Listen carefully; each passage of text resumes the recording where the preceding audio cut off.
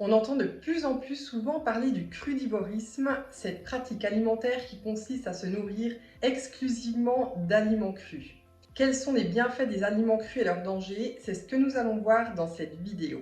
Tout d'abord, comment définir l'alimentation crue? En principe, toute nourriture non cuite est considérée comme crue. Les fruits frais, secs ou à coque, de nombreux légumes frais qu'on appelle alors crudités, les produits carnés crus comme le steak tartare ou le poisson des sushis. Mais quels sont les bienfaits des aliments crus? Pour commencer, les amateurs d'alimentation crue affirment que manger cru permet de conserver toutes les vitamines et autres nutriments présents dans les aliments. C'est bien sûr vrai si les fruits ou les légumes sont frais, car certaines substances, par exemple la quercétine, sont sensibles à la chaleur. Autre bienfait intéressant, la consommation de crudités peut aider à perdre du poids, ce qui peut être souhaitable et bénéfique pour les personnes en surpoids. Les aliments crus étant moins faciles à digérer, ils restent plus longtemps dans le tractus gastro-intestinal et vous font atteindre plus rapidement la satiété. De plus, les crudivores renoncent plus facilement à la malbouffe et aux aliments industriels. Pour autant, manger exclusivement cru vous fait-il courir des risques? Une alimentation composée uniquement d'aliments crus peut facilement entraîner des carences à l'origine de soucis de santé.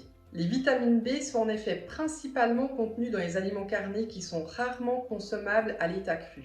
Les crudivores, les végétaliens et les personnes qui ont un intestin fragile et donc moins performant à l'assimilation de certains nutriments feraient bien de contrôler leur taux de vitamine B12 dans le sang. En cas de carence, ils peuvent opter pour notre complément alimentaire de méthylcobalamine, la forme de vitamine B12 la plus assimilable par l'organisme. Sur le plan du confort digestif, par ailleurs, les crudités peuvent provoquer des ballonnements, des lourdeurs d'estomac et des diarrhées pour les intestins fragiles, alors que la cuisson des légumes va permettre d'attendrir les fibres qui pourraient être irritantes. Mais au fait, pourquoi cuisons-nous généralement nos aliments? Aucune espèce animale ne chauffe sa nourriture à part nous. Certains scientifiques pensent que notre habitude de cuire les aliments est l'une des raisons du succès de l'espèce humaine, et que la cuisson de la viande d'abord, puis des légumes, est l'un des éléments déclencheurs de notre évolution vers Homo sapiens.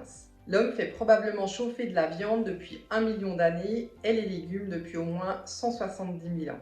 Il faut dire que les avantages de la cuisson des aliments sont nombreux. La chaleur décompose les structures dures des fibres végétales et carnées, ce qui permet d'économiser du temps et de l'énergie pour les processus de mastication et de digestion.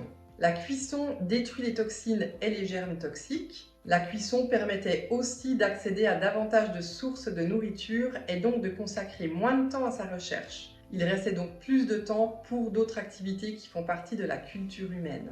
Depuis lors, l'homme dépend de sources alimentaires à haute densité énergétique. En effet, à l'exception de la tendance crudivore récente, on ne connaît pas dans le monde de culture ou de peuples qui se nourrissent uniquement d'aliments crus.